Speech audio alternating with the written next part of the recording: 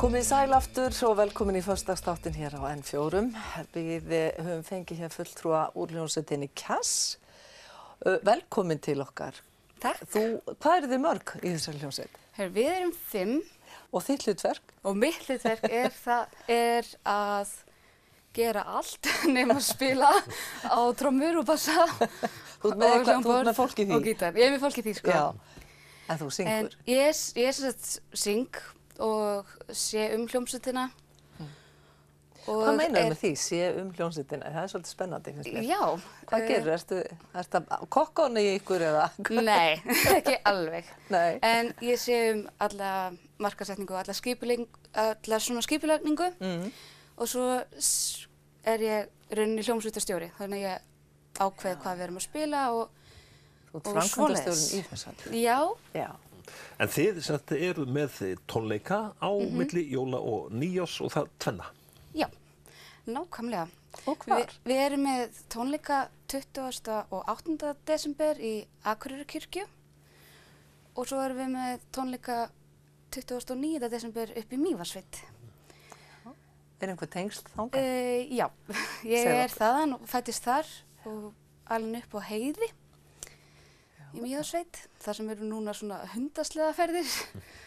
Elsta systir mín flutti aftur heim og fór að gera það. Út á ferðamennina, sko. Já, akkurat. Það er mjög gaman að geta flutti aftur á heim, sko, af því að þetta er nú svona svolítið, það er ekkert auðvelt að búa þarna þannig.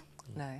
En já, við ætlum að spila þar og mér þykir afskaplega vænt það, af því að tónleikarnir, eða seinni hluti tónleikana, hann er sem sagt mín fyrsta plata og við ætlum að flytja hana alveg í heild og hún heitir Rætur.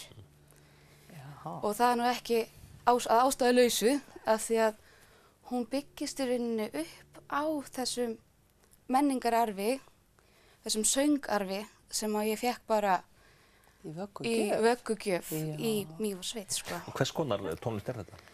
Þetta er, ég myndi kalla þetta kannski þjóðlega jazz. Það er nú ekki markaðsvænt kannski, en, Jú. En þannig er það bara. Og þetta svona þróaðist upp á því að ég er búin að vera mjög mikið í tónlist alveg síðan ég var bara krakki og alltaf sungið mjög mikið. Og svo fór ég í FIH og þá fór ég að læra sko jazzhljómfræði og þá fór ég að svona ná að einhvern veginn meiri dýpt í túlkun í lögunum með því að breyta hljómaganginum og með því að breyta líka sko þeli eða takti lagana. Þannig ég hugsaði alltaf þannig, þú veist, út frá því. En þú ætlar að enda sem sagt þáttinn fyrir okkur, hvað ætlar að leyfa okkur að heyra? Fjalladrottning móðir mín ætlaði að leyfa ykkur að heyra. Og þú með undirleikara með þér? Já, hann Eyþór Ingi Jónsson, organisti í Akureyrarkirkju. Þessi útsetning er í rauninni samin í mjög mikil heimþrá þegar ég var í skólanum fyrir sunnan og full að trega. Já, og hlýju og ást á náttúrunni. Fyrir hönd N4 að óska ykkur öllum gleðilegra jóla og hafa það sem allra best hátíðarnar. Gleðileg jól. Gleðileg jól.